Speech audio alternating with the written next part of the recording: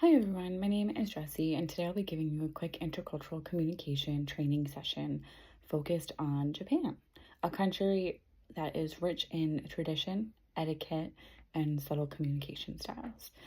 Whether you're planning to live there, work with Japanese colleagues, or just want to better understand Japanese culture, I'm here to walk you through some essential communication behaviors grounded in intercultural communication theories we've covered in class.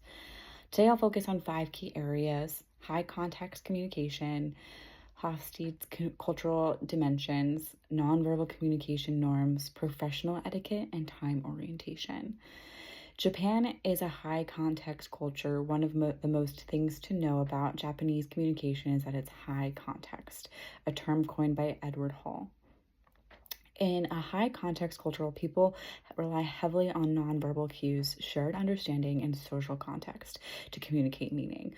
What's not said often matters more than what is said.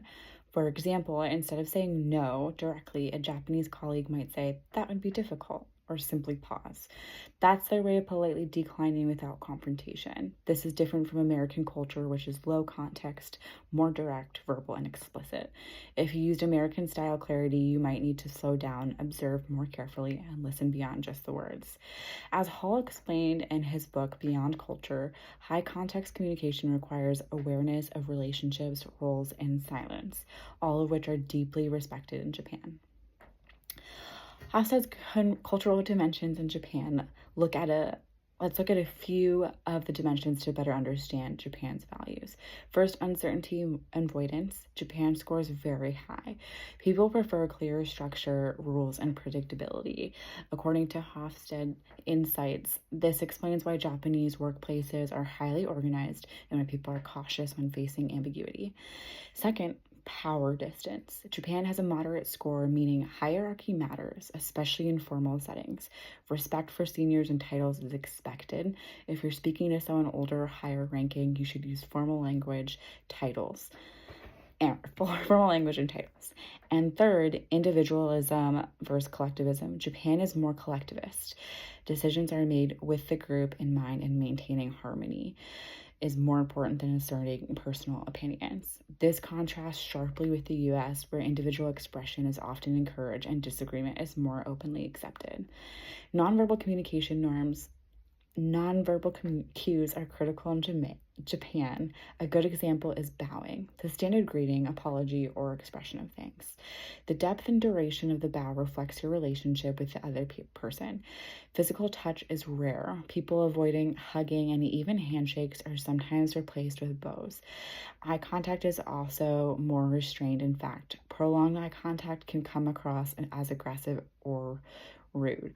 According to Samvar and Porter, silence in Japanese conversations is not awkward. It can indicate respect, thoughtfulness, or a cue of reflection. So if you're used to filling every silence with words, take a breath and learn how to appreciate a pause. Professional etiquette in Japan.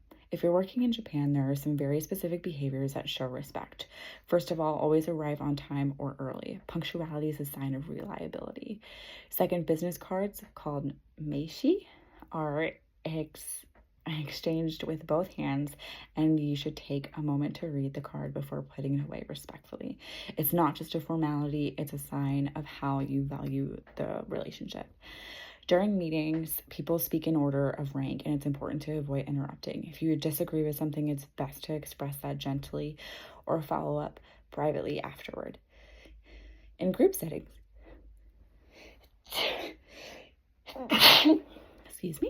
In group settings, consensus is key. The decision-making process can be slow, but it reflects the cultural value of group harmony and shared responsibility.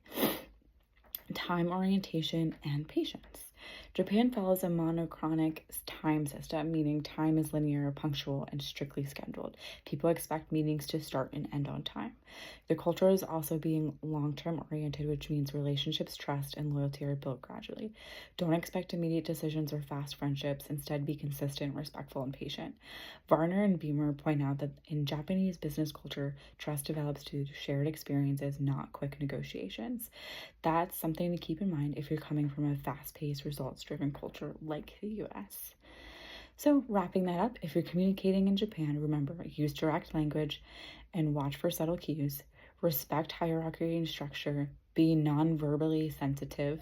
Follow professional etiquette carefully and be patient because trust and understanding take time. By applying theories of Hall's high context, low context, Hofstede's dimensions, and concepts like collectivism and nonverbal communication norms, you'll not only avoid cultural missteps, you'll also become a more competent, respectful intercultural communicator.